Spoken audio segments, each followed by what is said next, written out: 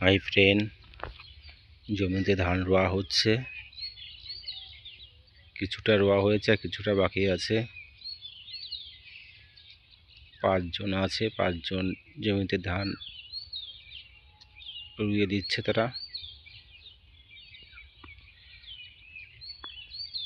সারা মাঠটাই শুধু রোয়া কাজ হচ্ছে, সারা মাঠেই।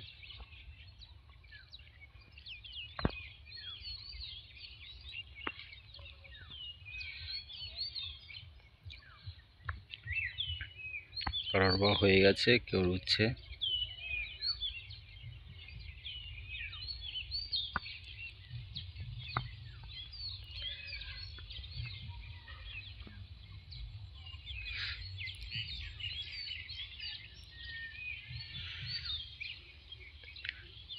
বছরের একটা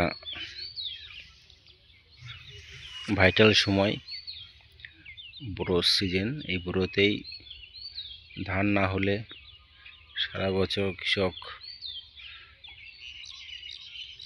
চাল কিনে খাওয়ার মতো ব্যবস্থা হয়ে যায়, কিছু করার নেই। ধান রোপণ করতে হয় এখন বোরো সিজনে।